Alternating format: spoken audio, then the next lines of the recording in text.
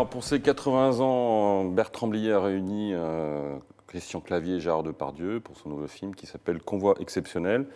On a un petit peu le sentiment que le cinéma français aujourd'hui, c'est soit de la grosse comédie, que généralement vous n'aimez pas beaucoup et que j'aime beaucoup, soit des films un peu parisianistes, snob, que vous aimez beaucoup et que j'aime beaucoup moins. Et puis, il n'y a pas grand-chose entre les deux. Sinon, c'est acteurs, réalisateurs qui montent un film sur leur nom, leur réputation.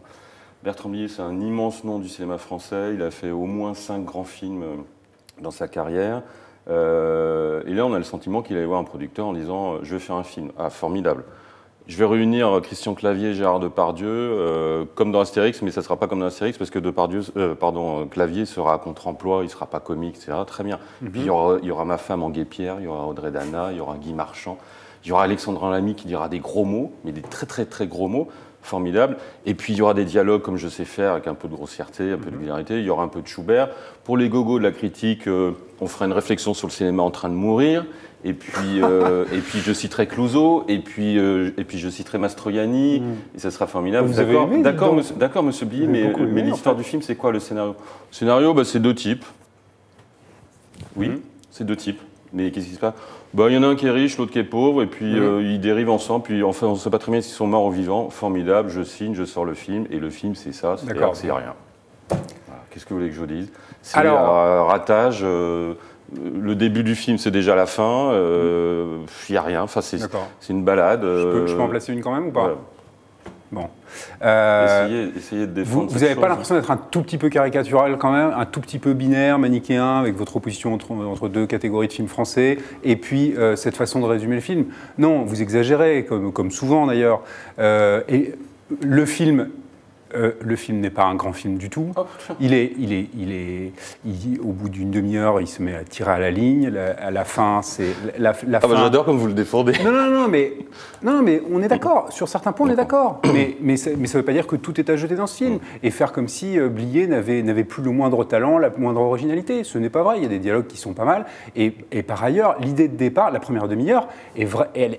C'est très bizarre, c'est une espèce de mélange de Beckett et de Pirandello, filmé par Claude Lelouch. Le personnage en quête de scénario, c'est pas un personnage en quête de...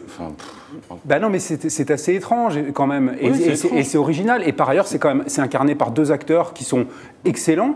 Clavier, est bien meilleur ici que dans le dernier film dont nous avions parlé. Mais si, il faut pas meilleur, c'est un grand acteur, donc il est capable de faire de la comédie et du drame. Quelle originalité. Il est face à Depardieu qui joue une espèce de clochard. En léger surcharge pondérale. Surcharge pondérale, voilà, en légère surcharge pondérale. Et il se balade dans la ville et de temps en temps, Clavier dégaine son scénario pour savoir ce qu'il doit faire et tout ça. Et je suis désolé, il y a une espèce de phénomène de mise en abîme. Alors il y a un côté un peu daté là-dedans, mais en même temps, on s'en fout. Il a raison de s'en foutre que ce soit daté si c'est ça qu'il a envie de faire. Et pendant une demi-heure, ça marche vraiment, vraiment bien. C'est-à-dire que c'est vraiment... Ça ressemble pas à grand-chose, c'est audacieux, c'est original. Qu'un type de 80 ans soit capable de faire ça, en réunissant 2 très grosses pointures du cinéma et sans les laisser complètement... sans les laisser rien faire.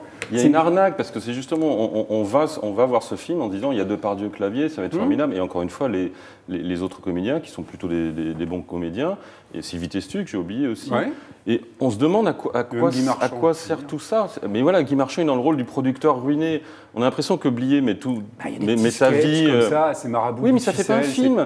Ça fait des scénettes sans queue ni tête. D'ailleurs, Blier le reconnaît lui-même. Et pour vous dire, tellement il ne sait pas quoi faire de son film et tellement il n'y a pas de scénario, c'est-à-dire la mise en abîme, elle est parfaite pour ça. Il n'y a pas de scénario non plus pour ce film-là. C'est qu'à la fin, lui-même l'a reconnu, je ne savais pas quoi faire à la fin. Il manquait 10 minutes dans le film, d'un film qui dure même pas 1h30, c'est dire. Et donc, il a mis Depardieu et Clavier en roue libre pour nous raconter la recette du poulet en cocotte. Moi, je veux bien, tout le monde s'extasie là-dessus. Enfin, Depardieu racontant la bouffe, c'est pas d'une originalité folle. Et Depardieu, qui est un bon vivant aussi, un gourmet, l'écoutant et le relançant, ça fait pas une scène de cinéma, je suis désolé. Je ne m'extasie pas du tout sur cette scène. Je vous dis que la dernière demi-heure, c'est vraiment à la limite du foutage de gueule et on s'y ennuie. Enfin, vraiment, la dernière demi-heure, moi, j'ai eu l'impression qu'elle a duré 3 heures, donc il y a effectivement un problème. Mais il ne s'agit pas non plus de dire que ce n'est rien du tout. C'est dommage, on peut regretter que Blier n'ait pas eu le courage de travailler un peu plus et de faire quelque chose. Les valseuses, justement, Buffet froid, il aborde le thème de la mort, puisque c'est ça qui hante le film. J'ai 80 ans, je m'approche de la mort, qu'est-ce que j'ai fait, qu'est-ce qui est devenu le cinéma, etc. Donc ça peut faire des beaux films mélancoliques, nostalgiques, pourquoi pas. Mais là, on a l'impression qu'il prend toutes les recettes qui ont servi à des vrais films auparavant qu'il écrivait formidablement et qu'il n'a plus d'inspiration. Il n'est pas Clint Eastwood qui à 80 ans est capable de faire Grand Torino et American Sniper. Et donc il tourne en rond, mais comme c'est Bertrand Blier, que c'est un génie, ben on lui accorde sa chance, on lui accorde de l'argent. Et on fait payer les spectateurs, ils vont sortir frustrés, énervés, et ils n'auront plus jamais voir de Blier. C'est ça un film qui n'a pas dû coûter une fortune non plus. Enfin, oui, il est tourné en Belgique. Oui, parce qu'on a un système d'impôt en France qui est tel que vous défendez dans votre journal, que même les cinémas n'arrivent pas à tourner. Je sais que vous préférez les films très formatés et à très gros budget, mais si, c'est un peu ça que ça revient. Là, ce film, il est très très bricolo, il a 1000 défauts, il a néanmoins, je suis désolé, il faut être un peu honnête quand même, il a néanmoins des vraies qualités, une vraie originalité.